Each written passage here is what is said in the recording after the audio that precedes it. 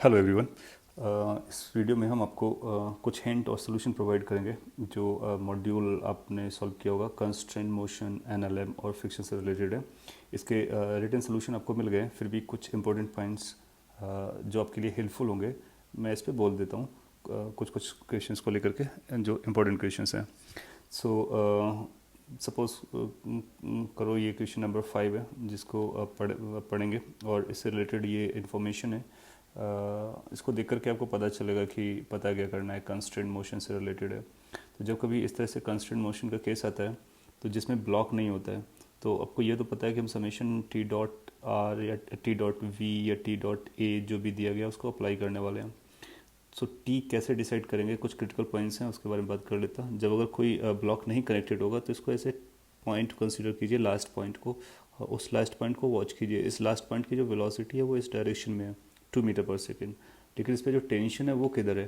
Tension आप देखेंगे tension इस डायरेक्शन में है। सो इसको स्ट्रिंग इधर पुल कर रहा है और जबकि इसकी वेलोसिटी इस डायरेक्शन में 2 मीटर पर सेकेंड है।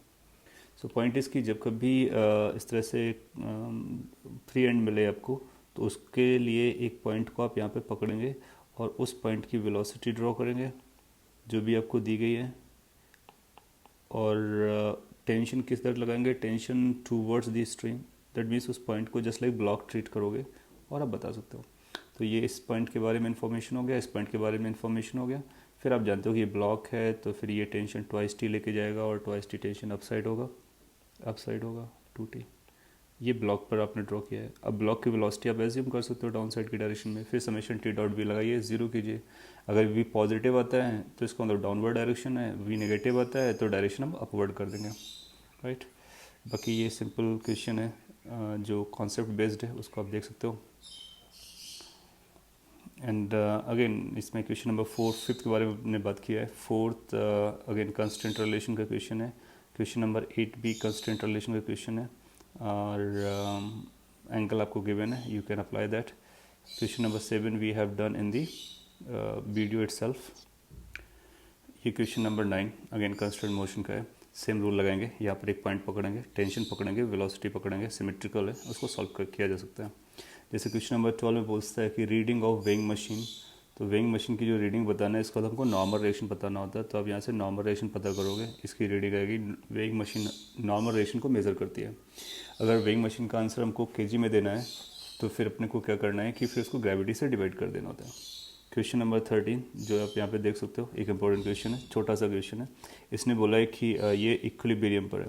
अगर कोई भी सिस्टम इक्विलिब्रियम पर होता है तो किसी भी पोर्शन को आप फ्री बॉडी डायग्राम बना सकते हो। सो लेट्स से कि ये जो जंक्शन है, इस जंक्शन का हम फ्री बॉडी डायग्राम बनाते हैं बी पॉइंट का। तो जंक्शन पॉइंट पर कौन कौन से फोर्स लगते हुए नजर आएंगे? एक एफ फोर्स जो कि एक्सटर्नली लग रहा है, और एक नीचे से टेंशन आएगा जो कि एम के बराबर होगा। तो आप चाहो तो उसको डायरेक्टली एम लिख सकते हो। और एक टेंशन इस स्ट्रिंग का आएगा जो कि उससे डायरेक्टली कनेक्टेड है, सो ये टेंशन है। और this is how the F B D of the junction point can be created.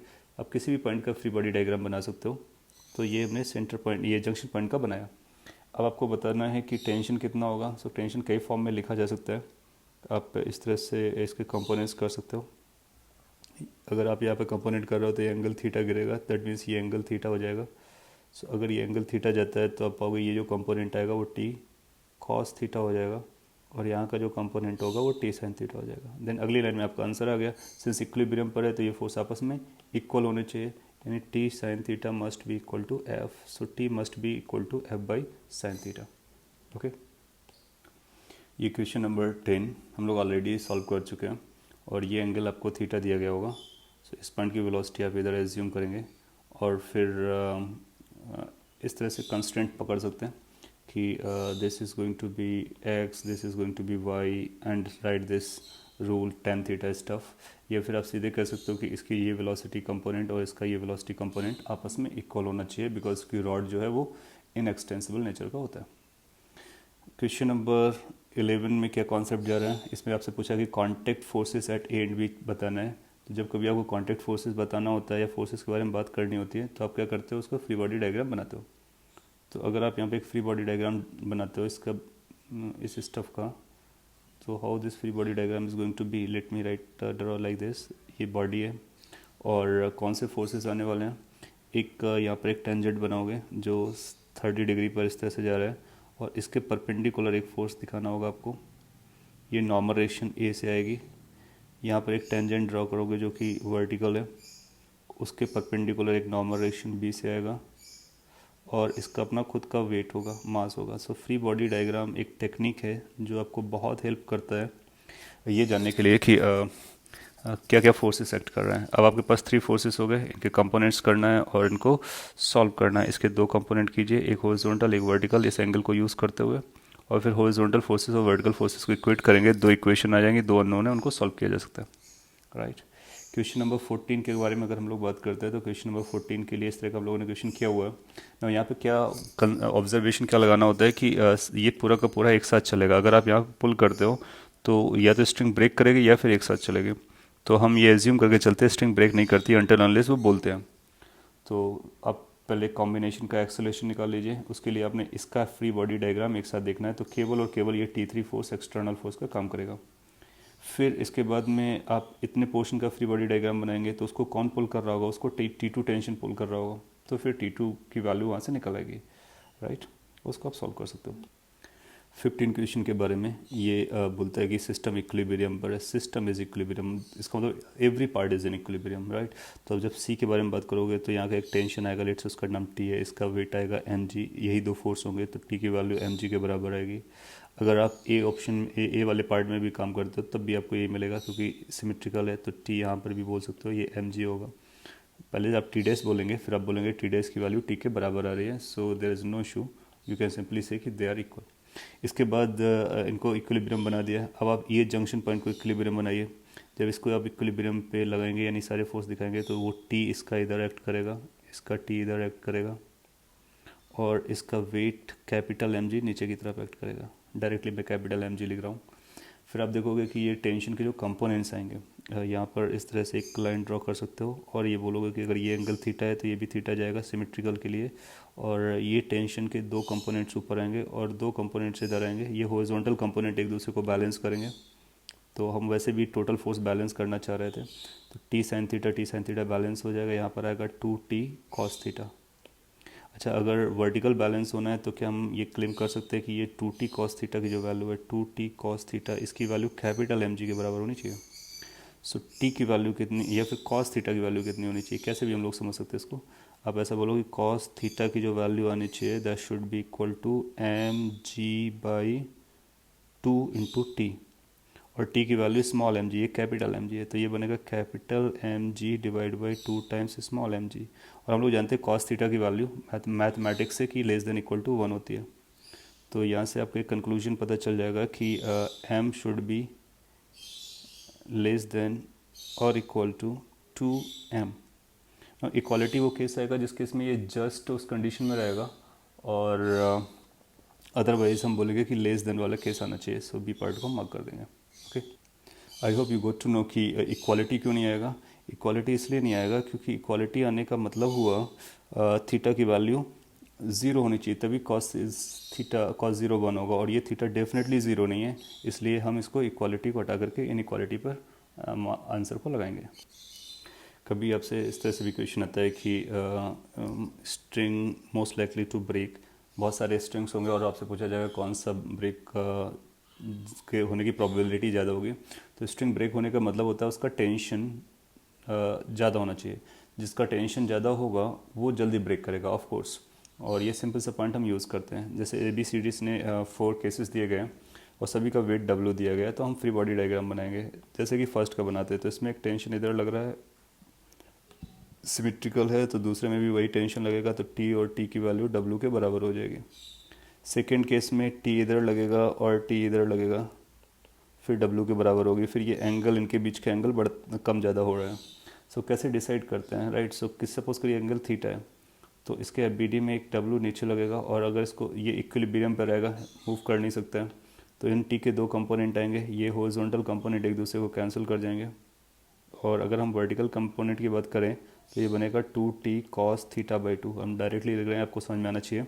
क्या हो रहा है कि हाफ एंगल थीटा बाई 2 हो जाएगा, और 2t कॉस थीटा, तो अपने को पता चल रहा है कि 2t कॉस थीटा बाई 2 की जो वैल्यू है वो वेट के बराबर होनी चाहिए। फिर आप देखोगे यहाँ से कि टेंशन किसका ज़्यादा होगा। टेंशन देखो, वेट सबके लिए बराबर है, 2 सबके लिए बराबर है, कॉस थीटा बाई 2। इसका मतलब है कॉस थीटा की वैल्यू अगर अगर कॉस थीटा की वैल्यू कम होती है तो फिर टेंशन की वैल्यू ज़्यादा हो जाएगी, और कॉस थीटा की वैल्यू कम तब होती है जब थीटा ज़्यादा होता है। सो इसका मतलब है अगर थीटा की वैल्यू ज़्यादा है तो टेंशन की वैल्यू ज़्यादा आएगी, यानी ब्रेक होने के चांसेस सबसे ज़्यादा होंगे। तो सबसे ज़्यादा ब्रेक होने के चांसेस होंगे उस केस के लिए जिसमें थीटा सबसे ज़्यादा है। फर्स्ट वाला सेफेस्ट होगा, और ये सी वाला जो है सबसे ज़्यादा एंगल कैरी करता है, इसलिए आप बोलोगे कि इसका ब्रेक होने की प्रोबेबिलिटी सबसे ज़्यादा है। क्वेश्चन नंबर 20 की अगर बात करें, जो राइट साइड दिख रहा है आपको, ग्राफ दिया गया वेलोसिटी वर्सेस टाइम ग्राफ, और आपसे पूछा गया फोर्स एक्टिंग बताइए। तो आइडिया क्या रहेगा कि फोर्स की जो वैल्यू होती है वो मास इनटू एक्सेलरेशन के बराबर होती है, और अगर हमको एक्सेलरेशन मिल जाएगा तो हम अपना आंसर बता सकते हैं। और एक्सेलरेशन की जो वैल्यू होती है वो आप जानते हो कि D V by D T होती है, तो वो स्लोप से पता चल जाएगा, तो वो स्लोप के बराबर हो जाएगी इस पर्टिकुलर ग्राफ में। और आपको टाइम दिया गया 2 सेकेंड, तो 2 सेकेंड पे स्लोप ये बनेगा, 4 सेकेंड पे 0 स्लोप आएगा, फिर नेगेटिव स्लोप आएगा, मास से मल्टीप्लाई कर देंगे, आपको फोर्स की वैल्यू पता चल जाएगी। क्वेश्चन नंबर 17, इसके बारे में अगर बोल रहा हूँ तो ये फोर्स वर्सेस टाइम है। तो जब कभी आपको फोर्स वर्सेस टाइम ग्राफ मिलता है तो हम एरिया को अगर वॉच करें तो एरिया बनेगा इंटीग्रेशन एफ डी टी। और सेकेंड लॉ ऑफ न्यूटन अगर आपको याद है तो ये होता था D P by D T, rate of change of linear momentum upon time. इसको हम लोग ऐसा लिखते थे। अगर आप चाहो तो इसको रीराइट कर सकते हो, ये लिखा जा सकता है F D T is equal to D P. Both side integrate करना होगा, बोथ साइड इंटीग्रेट करोगे तो आपको मिलेगा integration F D T is equal to integration of D P, that means delta P which is final P minus initial P. Let me write like this. अगर हम ऐसा लिखें कि final momentum minus initial momentum, basically ये change in momentum है, और कई बार इसको हम इम्पल्स भी कहते हैं। आगे आने वाले चैप्टर्स में आप पढ़ोगे कि इसको इम्पल्स कहते हैं। तो ये इम्पल्स रेट और चेंज इन लीनियर मोमेंटम, इसकी वैल्यू ये आती है, यही एरिया है। तो आप इसको यूज़ कर सकते हो। अब जैसे इसने पूछा है कि दी लीनियर मोमेंटम गेंड का मतलब कितने से इंक्रीज़ हुआ, यानी चेंज हुआ बिटवीन 0 एंड 8 सेकेंड। तो 0 सेकेंड ये है, 8 सेकेंड ये है, तो कितना लीनियर मोमेंटम इंक्रीज़ हुआ या चेंज हुआ ये बताना था। तो हम बोलेंगे area under the graph. More over ये एक वेक्टर क्वांटिटी है, और जब ये वेक्टर क्वांटिटी होता है तो अपसाइड पॉजिटिव एरिया होता है और डाउन साइड नेगेटिव एरिया होता है। सो आप पाओगे कि ये सिमेट्रिकल है, जितना एरिया अप साइड इधर है उतना एरिया इधर है, तो ये कैंसिल आउट हो जाएगा, ये इसको कैंसिल कर देगा।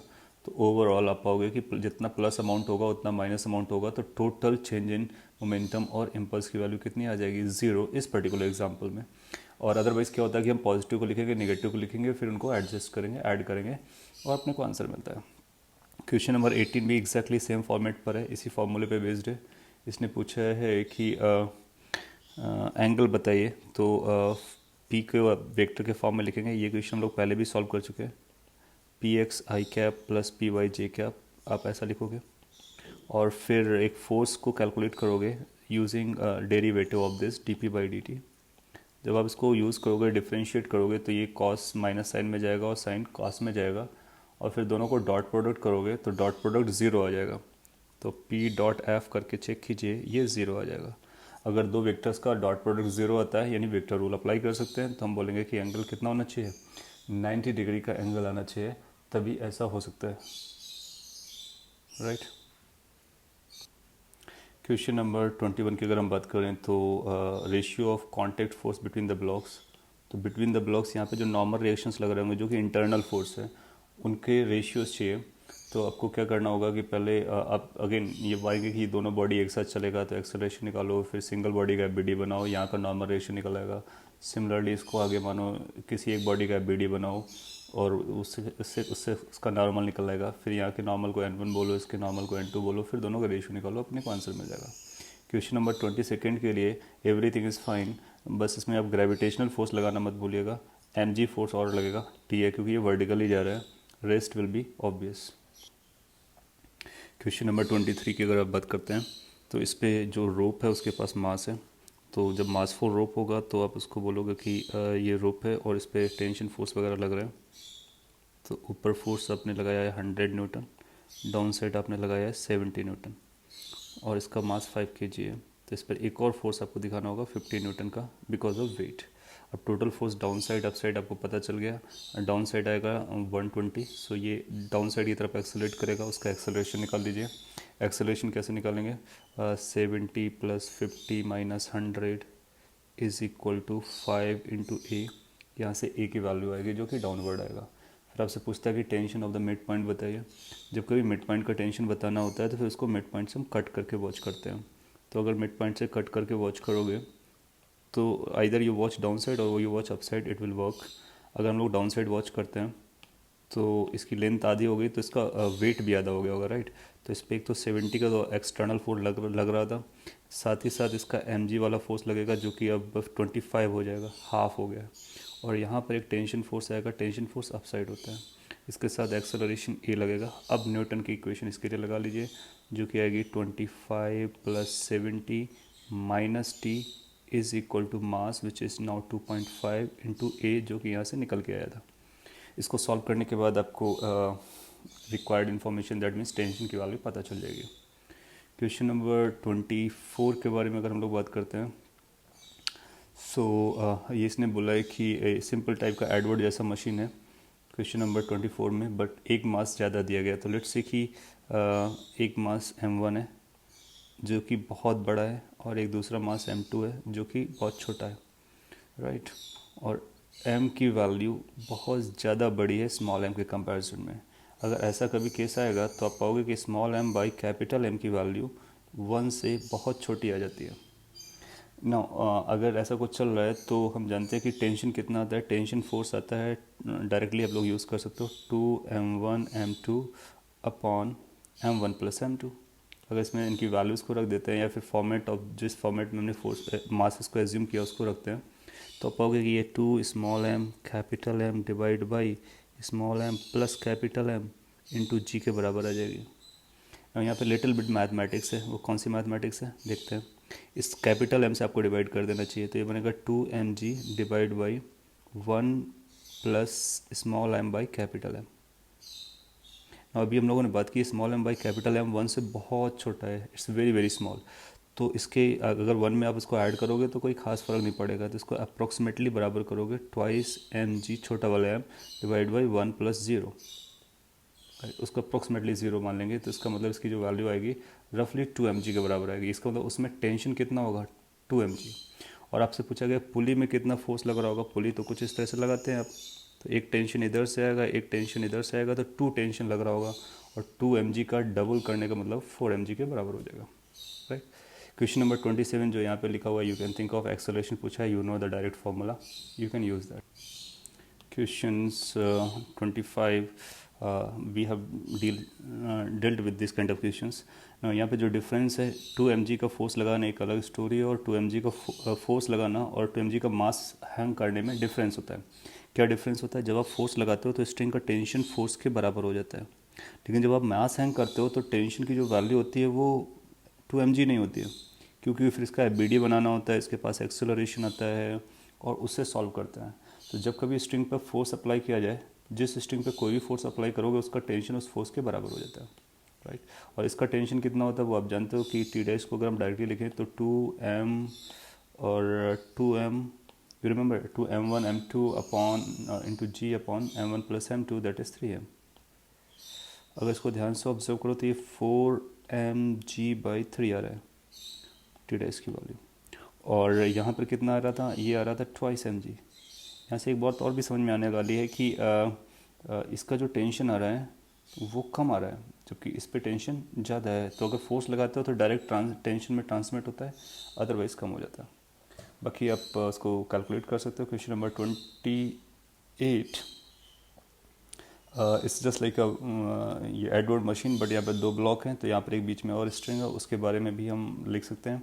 तो अगर उसका टेंशन निकालना हो तो हम सी का BD बनाएंगे या फिर बी का BD बनाएंगे सेपरेटली, और उसमें उसका टेंशन विजिबल होगा, उसको सॉल्व कर सकते हैं। और इस अरेंजमेंट में हम लोग कंस्टेंट रिलेशन लगाते हैं, फिर फोर्स इक्वेशन लिखते हैं, फिर सॉल्व करते हैं। कई बार ये डबल इंक्लाइन प्लेन वाली स्टोरी आती है तो इसके कंपोनेंट इसके एंगल के अकॉर्डिंग आएंगे, यानी ये आएगा m1g साइन अल्फ़ा, जबकि ये जो कंपोनेंट आएगा m2g साइन बीटा आएगा। फिर एक इधर कंपोनेंट आएगा नॉर्मल आएगा इसका, एक इधर कंपोनेंट आएगा नॉर्मल आएगा। फ्रिक्शन आपको देखना पड़ेगा कि क्या स्मूथ है या नहीं है। और अगर स्मूथ प्लेन है तो फिर फ्रिक्शन होगा नहीं, फिर इसको टेंशन एक इधर मिलेगा, इसको एक वही टेंशन इधर मिलेगा। ये इनके FBDs हो गए। ये नॉर्मल रिएक्शन की कोई ज़रूरत नहीं है क्योंकि नॉर्मल रिएक्शन का भी यहाँ पे कोई यूज़ नहीं आने वाला है, बट स्टिल फिर आपको क्या करना है, आपको एज्यूम कर लेना है कि लेट से ये पूरा सिस्टम इधर जाता है, तो अगर ये A एक्सीलरेशन से जाएगा तो फिर ये ऊपर जाएगा A एक्सीलरेशन से। अब इसके लिए न्यूटन इक्वेशन लगाएंगे, इसके लिए न्यूटन इक्वेशन लगाएंगे, सेकंड इक्वेशन, वहाँ से A और T की वैल्यू पता चल जाएगी आपसे। T की वैल्यू जानने की कोशिश करता है, जो कि आप बता सकते हो। क्वेश्चन नंबर 30 को वॉच करते हैं। ये बोलता है कि इसको अपवर्ड एक्सेलरेशन दिया गया इंटायर सिस्टम को, लेट से A एक्सेलरेशन दिया गया, तो आप क्या करो कि इसी का फ्रेम ऑफ रेफरेंस ले लो। अगर आपका ऑब्जर्वर यहाँ पर आ गया तो फिर ये गायब हो जाएगा, जो एक्सेलरेशन है फिर आप उसको दिखाने की ज़रूरत नहीं है। फिर सिंपली बोलो कि जो G नीचे लग रहा था वो G इफेक्टिव आ जाएगा और G इफेक्टिव की वैल्यू G+ हो जाएगी। अब आपको ये भी रेस में नज़र आएगा, ये भी रेस में नज़र आएगा, इसका मतलब है इसका FBD बनाएंगे, इक्विलिब्रियम बनाएंगे, इसके लिए इक्विलिब्रियम बनाएंगे। और बेटर है होगा कि अगर आप इसको एक साथ कंसीडर कर लो, T1 डायरेक्टली आ जाएगा और फिर इसको कंसीडर कर लो T2 आ जाएगा, और ये जो मैंने ब्रैकेट बनाए थे उनको FBD बनाना है और फिर T1 T2 का रेशियो निकाल सकते हो आप, है ना। क्वेश्चन नंबर 34 जो राइट हैंड साइड में दिख रहा है, ये भी एक अच्छा सवाल है, छोटा सा। ये बोला कि एक्सेलरेशन ऑफ 3 kg का एक्सेलरेशन को पता करना है और 2 kg का एक्सेलरेशन को गिवन है, फोर्स भी गिवन है। सो क्या करना होता है, फिर से फ्री बॉडी डायग्राम्स बनाने हैं, दैट्स ऑल। अच्छा, स्प्रिंग फोर्स जो होगा वो इक्वल एंड अपोजिट होगा, तो इस पर जब ये चल रहा होगा तो स्प्रिंग इलोंगेटेड होगी, तो स्प्रिंग इस पर अपना स्प्रिंग फोर्स लगा रही होगी, लेट से ये स्प्रिंग फोर्स है, और वही स्प्रिंग फोर्स यहाँ पर भी लग रहा होगा इस वाले ब्लॉक पे ना। जब हम 3 kg को बनाते हैं तो फिर इस 10 kg का उससे कोई डायरेक्ट कनेक्शन नहीं है, तो इस पर केवल और केवल स्प्रिंग फोर्स लगाएगी, बाकी फ्रिक्शन वगैरह लगाता है उनको हम इग्नोर करेंगे, स्मूथ केस रहा होगा। अगर मेंशन नहीं किया गया तो हम देखते हैं कि क्या म्यू गिवन है, नहीं गिवन है, इसका मतलब है इट्स ऑब्वियस कि वो एप्लीकेबल नहीं है, यानी स्मूथ है। अच्छा, इसके एक्सेलरेशन को हम लोग लेट से ए मान लेते हैं, और ये ऑलरेडी आपको गिवन है।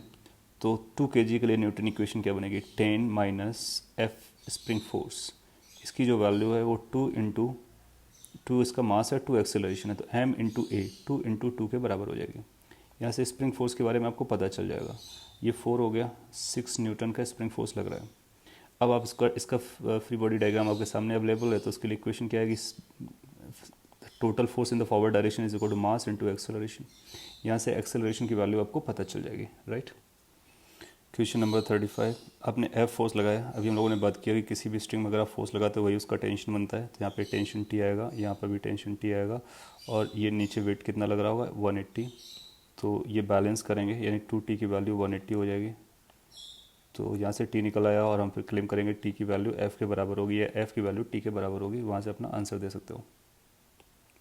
क्वेश्चन नंबर 31, अगर आप उसको वॉच करते हो, ये से during the motion spring balance reads, spring balance की रीडिंग चाहिए। आपको बताना है कि 6 से कम आएगा या 6 से ज़्यादा आएगा। उसको पता करने के लिए फिर आपको क्या करना होगा कि ये दोनों मिलकर के 6 हैं, तो पहले तो आप ये पता करो कि इस पर टेंशन कितना आता है। तो टेंशन की वैल्यू आप जानते हो 2 × m1 m2 × g divide by m1 + m2, that is 1 + 5। इसको अगर सिंप्लीफाई आप कर पाते हो तो इसकी वैल्यू हो जाएगी 10/6g, which is basically 5/3 × g, right. G को आप अलग कर सकते हो। अच्छा, अपसाइड आने वाले इसका जो टेंशन होता है वो 2T होता है, तो उसकी जो रीडिंग आएगी वो 2T आएगी, यानी 10/3 × g आएगी, इतना रीडिंग आने वाला है, that's going to be reading. और 10/3 की जो वैल्यू है डेफिनेटली 6 से स्मॉलर है, इसको g से डिवाइड करके हम kg में आंसर निकालेंगे, इसलिए हम <6 बोल देंगे, ठीक है। क्वेश्चन नंबर 36, इसने बोला किसी एक केबल है और उस केबल से एलिवेटर को हम ऊपर ले जा रहे हैं, और केबल का जो टेंशन है वो एलिवेटर के वेट के बराबर है। तो अगर ये एलिवेटर है और इसको ले जाने वाली केबल का टेंशन इसके वेट के बराबर है, यानी mg के बराबर है। इसका मतलब है ये एक्सेलरेट नहीं हो रहा है, दैट्स द पॉइंट। अगर एक्सेलरेट नहीं हो रहा है तो ये यूनिफॉर्म स्पीड से या वेलोसिटी से चलेगा। Increasing decreasing speed of velocity नहीं दिखा सकता है, बिकॉज अदरवाइज वो टेंशन की वैल्यू एक्चुअल वेट के बराबर नहीं आएगी, फिर वो ± समथिंग हो जाएगा। क्वेश्चन नंबर 32, इससे इसकी टेंशन इन द स्ट्रिंग बताना है, और एक इंपॉर्टेंट पॉइंट बोला कि कांस्टेंट वेलोसिटी से मूव करता है। अगर कांस्टेंट वेलोसिटी से मूव करेगा मीनिंग इसकी एक्सेलरेशन उसका 0 है, सो एक्सेलरेशन इज 0। लेकिन इसने एक फोर्स रेजिस्टिव मीडियम लगाया है जो कि exert equal amount of constant force in both the blocks in the opposite direction. इसका मतलब है जब इसका BD बनाओगे तो एक mg फोर्स दिखाओगे, और ये नीचे जा रहा है तो एक फ्रिक्शन फोर्स या रेजिस्टिव फोर्स ऊपर की तरफ दिखाओगे। मैं इसका नाम F दे दे रहा हूँ रेजिस्टिव फोर्स का, ये आप कुछ और भी दे सकते हो, और ये T हो जाएगा। तो इसके लिए नेट फोर्स ज़ीरो होना चाहिए क्योंकि इक्विलिब्रियम पर है। एक्सेलरेशन का ज़ीरो होना मतलब इक्विलिब्रियम होता है। तो आपको पता चलेगा mg की वैल्यू t प्लस एफ के बराबर हो जाएगी।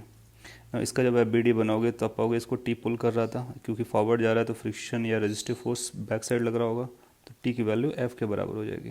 आपको कैलकुलेट क्या करना है, t f को गायब कर दीजिए तो 2t की वैल्यू mg आ जाएगी। 2t is equal to mg, यहाँ से t की वैल्यू निकाली जा सकती है, वही आपका आंसर बन जाएगा। Question number 37 is quite simple. mg sine theta होता है, फिर आप थीटा के बारे में बात कर सकते हो।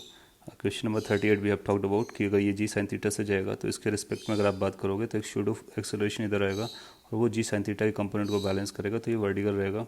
उस केस में आप पाओगे अल्फा की वैल्यू थीटा के बराबर आ जाती है।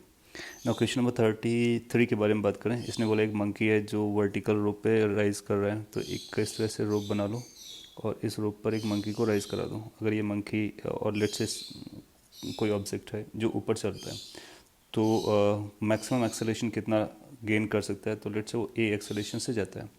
तो इस पर्सन या मंकी के लिए अगर आप फ्री बॉडी डायग्राम बनाओगे तो उसके लिए कौन कौन से फोर्स दिखाने पड़ेंगे आपको, तो आप बोलोगे टेंशन अप साइड लग रहा होगा, इसका वेट नीचे लग रहा होगा mg का, और फिर ए एक्सेलरेशन से जा रहा होगा तो न्यूटन इक्वेशन आएगी t minus mg is equal to ma। Now T कितना बॉदर कर सकता है, अगर आपको ज़्यादा एक्सेलरेशन चाहिए तो ज़्यादा टेंशन लेना होगा, और मैक्सिमम टेंशन आप ले सकते हो जो ब्रेक ना करे। तो लिमिटिंग कंडीशन में ये ब्रेक करेगा 25 kg पे। 25 kg का मतलब हुआ उसका टेंशन 250 होता है, तो 250 टेंशन ले सकता है। mg कितना आ जाएगा 200, और m कितना दिया गया है आपको 20, राइट, और इंटू ए, यहाँ से हम ए की वैल्यू कैलकुलेट करके बता सकते हैं। तो जब आप यहाँ से ए की वैल्यू कैलकुलेट करोगे आपको आंसर मिल जाएगा। क्वेश्चन नंबर 39 रिकॉर्डेड लेक्चर में क्वेश्चन नंबर 43 के बारे में बात कर लेते हैं। मिनिमम स्टॉपिंग डिस्टेंस आपसे पूछता है, जब कोई कार आगे जा रहा होता है तो उस पर स्टैटिक फ्रिक्शन लगता है, फॉरवर्ड डायरेक्शन में लगता है, वही उसको एक्सेलरेशन देता है। और अगर आपको जल्दी स्टॉप करना है, मिनिमम स्टॉपिंग डिस्टेंस का मतलब आपको क्विकली स्टॉप करना है किसी वेलोसिटी से, इसका मतलब ए की वैल्यू आपको कैसे ए रिटार्डिंग कंडीशन में लाना होगा।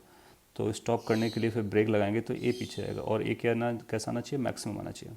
अच्छा, ए कौन देगा, फ्रिक्शन देगा, तो फ्रिक्शन की जो मैक्सिमम वैल्यू होगी तभी आपको ये मैक्सिमम देगा, और इसकी मैक्सिमम वैल्यू होती है mu into normal ration. Horizontal road में नॉर्मल रेशन की वैल्यू mg होती है, और फिर आप बोलोगे यही फोर्स आपको रिटार्डेशन दे रहा है तो ma होगा, यानी ए की जो वैल्यू आती है वो म्यू जी आती है। ये भी इम्पोर्टेंट पॉइंट है छोटा सा, कि जब किसी कार को हम क्विकली एक्सेलरेट करते हैं तो मैक्सिमम एक्सेलरेशन यहाँ तक ले जा सकते हैं, और अगर उसको रिटार्ड कराना है यानी स्टॉप करना है तो मैक्सिमम रिटार्डेशन भी यही हो सकता है।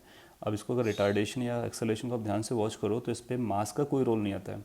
सो अगर कोई हल्का ऑब्जेक्ट हो या भारी ऑब्जेक्ट हो, उसके एक्सेलरेशन और डी एक्सेलरेशन की जो वैल्यूज़ आएंगी, मैक्सिमम वैल्यूज़ वो फिक्स रहती हैं। तो अनइक्वल मास केस में भी आप पाओगे कि सेम अमाउंट का एक्सेलरेशन डी एक्सेलरेशन आएगा। तो अगर सेम स्पीड पे चल रहा था, सेम इनिशियल स्पीड था, तो स्टॉप करने के लिए उसको सेम अमाउंट का मिनिमम डिस्टेंस चलना पड़ेगा। कुछ थ्योरेटिकल क्वेश्चन हैं, उनको आप डील कर सकते हो। क्वेश्चन नंबर 42 के बारे में मैं कुछ बोलना चाहूँगा। ये बोलता है कि इंक्लाइन 30 डिग्री पे जस्ट स्लाइड करता है, दूसरा 40 पे करता है। तो इस पर जो कॉन्सेप्ट था अगर आपको याद हो क्रिटिकल एंगल का, तो क्रिटिकल एंगल की जो वैल्यू होती है वो म्यू पर डिपेंड करती है। म्यू की वैल्यू tan थीटा सी होती है। सो नो मैटर कौन सा आप वेट रखते हैं उससे कोई फ़र्क नहीं पड़ता है। क्रिटिकल एंगल अगर आपको पता है तो वो, या फिर म्यू आपको पता है तो क्रिटिकल एंगल फिक्स हो जाता है। तो critical angle is basically dependent on mu. और म्यू कहाँ से डिसाइड होता है, mu nature of the surface पे डिपेंड करता है। तो अगर इस पर आपने ब्लॉक रखा हुआ है तो ब्लॉक और सरफेस के मटेरियल में क्या नेचर चल रहा है उससे म्यू डिसाइड होता है।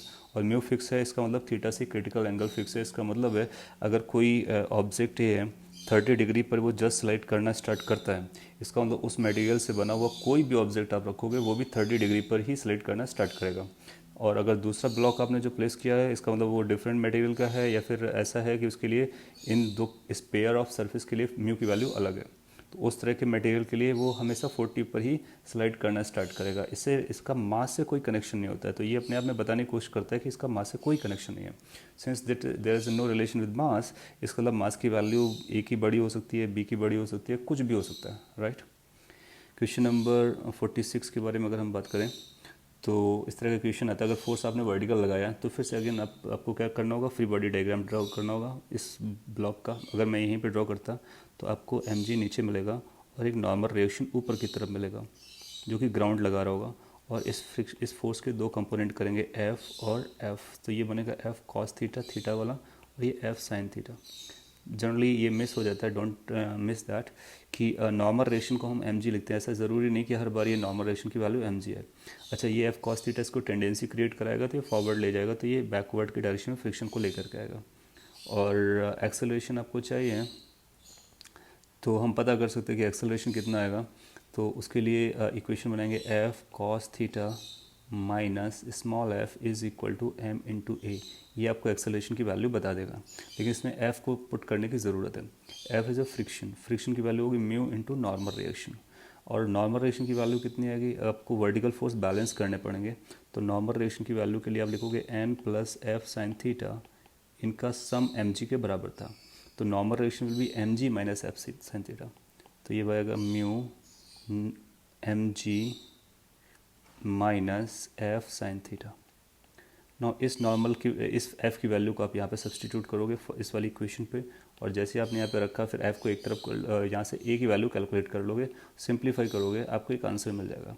ऑब्वियस चॉइस दिख रही है, अगर आएगा तो सी आएगा या फिर डी हो सकता है। तो सिंस नन है तो नन केस में हमको सॉल्व करके ही आंसर क्लेम करने की कोशिश करनी चाहिए, उससे पहले नहीं। क्वेश्चन नंबर 47, ये एक इम्पोर्टेंट क्वेश्चन है इसलिए क्योंकि अब लोगों ने चेन टाइप के क्वेश्चंस नहीं किए थे, तो यहाँ से आपको लर्निंग हो जाएगी कि किस तरह से उसको हैंडल करते हैं।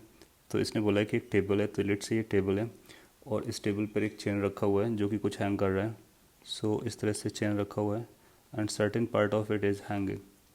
लेट्स इसकी टोटल लेंथ एल एज्यूम कर लेते हैं। अगर टोटल लेंथ एल है तो 1/n पार्ट हैंग कर रहा है, सो ये हो गया l/n, तो बचा हुआ कितना हो जाएगा l माइनस l/n, इतना इसका वैल्यू हो जाएगा।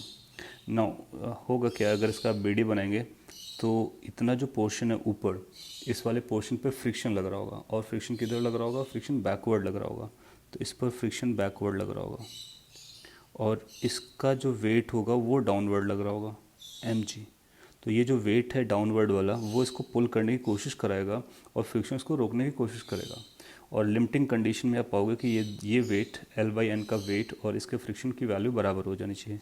तो mg must be equal to f। यहाँ पर m का मतलब क्या है, m का मतलब है वो मास जो हैंग कर रहा था। लेट्स से कि टोटल मास था कैपिटल M, अगर टोटल मास कैपिटल M था तो m कितना बचेगा, कैन वी से कि m/n होगा, क्योंकि यूनिफॉर्म केस को कंसीडर करेंगे तो लेंथ के प्रोपोर्शन में जाएगा। तो इतना मास हैंग कर रहा था into G is equal to, और ये जो फ्रिक्शन आएगा जस्ट लिमिटिंग होगा तो म्यू इंटू नॉर्मल रिएक्शन आएगा। नॉर्मल रिएक्शन इसके वेट के बराबर होगा, और उसका वेट कितना होगा, जो बचा हुआ वेट होगा, यानी m/m इंटू जी। सो ये एक रिलेशन बन जाएगा। ये रिलेशन बताएगा कि वेट और फ्रिक्शन आपस में बराबर हो गए, तो यहाँ से म्यू की वैल्यू हम कैलकुलेट कर सकते हैं। सो कितना बनेगा म्यू की वैल्यू, mg आप कैंसिल कर लीजिए, तो ये बनेगा आपके लिए 1/n is equal to mu 1 minus 1/n, और इसको सिंप्लीफाई किया जा सकता है, उसको डिवाइड कर लीजिए, तो म्यू की जो वैल्यू आ रही है ये आएगा n minus n, so we could write it as like 1/n-1 some sort of this. इतना आपको आंसर मिल जाना चाहिए।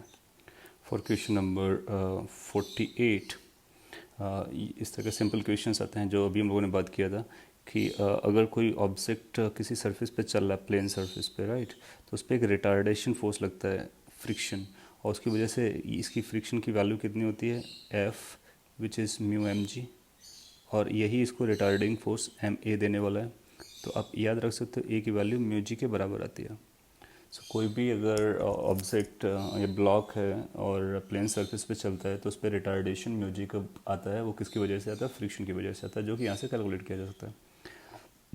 और कवर डिस्टेंस आपको बताना है, तो इनिशियल वेलोसिटी दिया गया है, डिस्टेंस दिया गया है, थर्ड इक्वेशन ऑफ मोशन लगा सकते हो, ए निकाल लिया, आपको आंसर पता चल जाएगा, राइट। 49 देख सकते हो। 53 इज सिमिलर टाइप की जो अभी हम लोगों ने बात किया कि इसका एफ बनाएंगे और एफ के कंपोनेंट करेंगे, फिर इसके बाद समझेंगे कि क्या चल रहा है।